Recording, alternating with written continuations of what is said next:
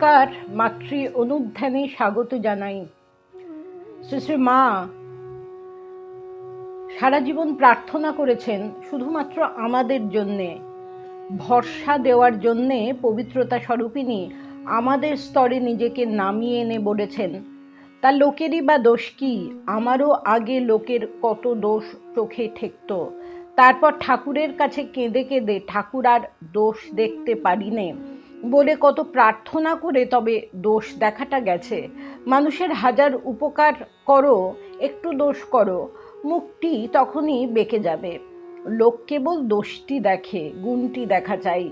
কত স্নেহ সহানুভূতির সঙ্গে মা বলেছেন, ভাঙতে সবাই পারে, গড়তে পারে কজন, নিন্দা ঠাট্টা করতে পারে সবাই, কিন্তু তাকে ভালো করতে পারে কজন? দুর্বলতা মানুষের আছেই। একেবারে অচিন্তনীয় ব্যাপার হলো ভাগিনী হৃদয়রাম, যিনি ঠাকুরকে এত কষ্ট দিয়েছিলেন যে ঠাকুর গঙ্গায় দেহত্যাগ পর্যন্ত করতে গিয়েছিলেন, এবং মাকে যিনি একাধিকবার যথেষ্ট অসম্মান করেছেন, সেই তার সম্বন্ধে মা মন্তব্য করেছেন, যে অত সেবা করে পালন করেছে সে একটু মন্দ বলবে না? সে যত্ন করে, যে যত্ন করে সে অমন বলে থাকে। মানুষ নিজে কারো নিন্দা না করলেও অপরের পাপ পুণ্যের অংশীদার কেমন করে হয়ে যায়, সে বিষয়ে মা জানিয়েছিলেন, এক কথা শোনো, পাপ পুণ্য প্রসঙ্গ যেখানে হয় সেখানে যত লোক থাকে তাদের সকলেই সেই ভালো মন্দের একটু না একটু অংশী হতে হয়। মনে করো একজন তোমাদের কাছে তার পাপ পুণ্যের কথা বলে গেল, মনে কখনো সেই লোকের কথা উঠলেই সঙ্গে সঙ্গে তার ওই ভালো মন্দ কাজগুলির চিন্তা এসে পড়বে। এই রূপে সেই ভালো বা মন্দ দুই তোমাদের মনের উপর একটু কাজ করে যাবে। মা ভক্ত সন্তানদের সকলের অপরের দোষ দেখতে একেবারে নিষেধ করে দিয়েছেন। দোষ দেখলে কি হয়, নিজের চোখই দূষিত হয়ে যায়, শেষে কেবল দোষই দেখে। অদোষ দর্শিতা শ্রী শ্রী মায়ের দৃষ্টিতে এতই অপরিহার্য বলে বিবেচিত হয়েছে যে লীলা সংবরণের আগে যে আশীর্বাণী তিনি উচ্চারণ করে গেছেন, তাতেও কারো দোষ না দেখে নিজের দোষ দেখার কথা তিনি মনে করিয়ে দিয়েছেন। কোমলতার মূর্ত প্রতিমা মা কারো মনে কষ্ট দিতে পারতেন না, আর তার স্বভাবই ছিল এই যে অপরে যেখানে মানুষের দোষগুলি বড় করে নিন্দা করত, তিনি সেখানে তার একটু গুণ দেখতে পেলেই একেবারে প্রশংসায় পঞ্চমুখ হয়ে যেতেন। চরম বেদনার কথা, দক্ষিণেশ্বরের কষ্টকর অথচ শান্তিময় দিনগুলির কথা বাদ দিলে জয়রামবাটিতে ভাইদের সংসারে থাকাকালে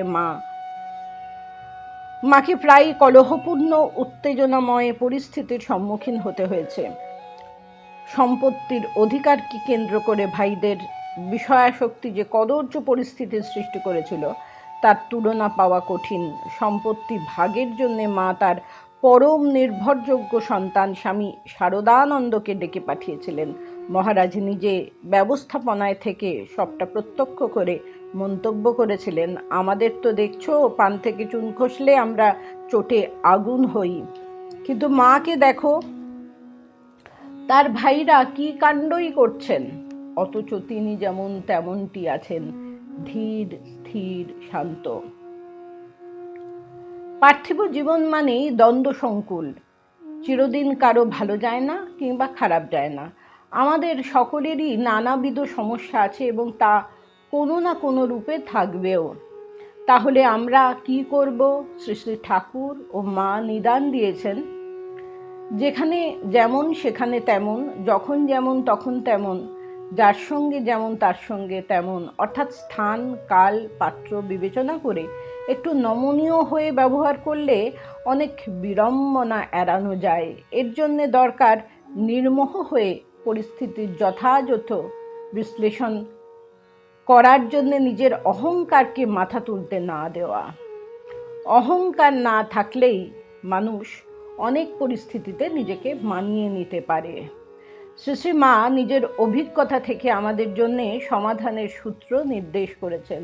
যা কিছু করো না কেন সকলকে নিয়ে একটু মান দিয়ে পরামর্শ শুনতে হয় বই কি, একটু আলগা দিয়ে সব দিক দূরে দূরে থেকে লক্ষ্য করতে হয়, যাতে বেশি কিছু খারাপ না হয়।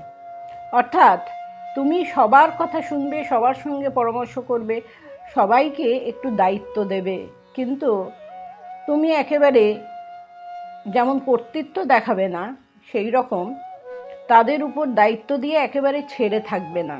দূর থেকে লক্ষ্য করবে তাদের কোনটা ভুল কোনটা ঠিক, সঠিক পরামর্শ দেবে।